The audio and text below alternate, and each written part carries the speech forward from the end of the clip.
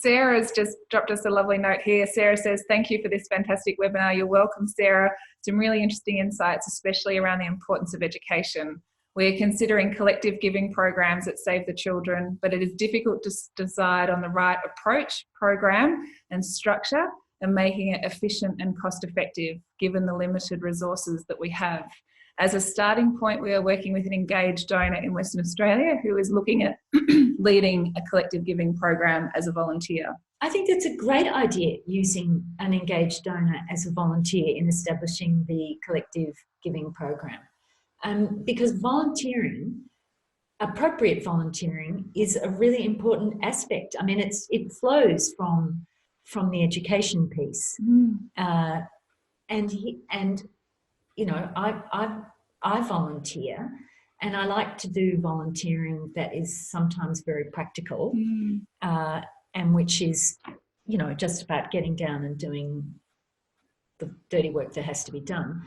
But then at other times, it's great to engage people in volunteering opportunities that really make use of their skills and experience.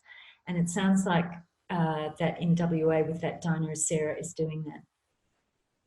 Yeah, and I think one of the things, I don't know about you, Sarah, but it would be nice to know, like, have you been able to find any good resources on setting up collective giving within organisations? Because it's something that I've been very passionate about over the years, and there's lots of examples of giving circles that live outside of organisations. Yes. So we've got the Impact 100 model, the 10 by 10 model, lots of different models outside of organisations, but the modelling for inside organisations, and as you say, how do we get them to be really efficient and lean? And I think that there's a room for us having a resource hub of models and examples of what's happening in organisations for other organisations. I'd love your thoughts on that. That's a good point, Sarah. Yes, because most of the material that I know of is focused on establishing a giving circle that lives on its own. But I know of several other organisations which are proposing to do just as Sarah's organisation is.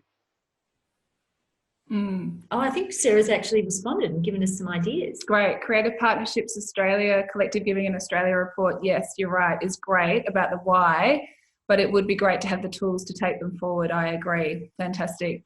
Yeah, Sarah, I'll just say I was involved in setting up a donor circle for a performing arts centre, regional performing arts centre, and the advisory council that were put together for that were all pre-existing engaged donors that were sponsors. Their businesses were sponsors of the Performing Arts Centre, but as individuals, they wanted to do more than just sponsor, a theatre season. And so we had 6 or 7 women who took carriage of the giving circle that was created. We have about 75 members That's good. 75 members. Yeah, there's a lot popping up around the traps, and I mean, these are some of the things that I think the X Factor Collective could have, could just keep growing our resources as a hub, sharing great case studies. So love to keep in touch, Sarah, and anyone else that has examples or case studies or links to things that they have seen, because we can capture all of that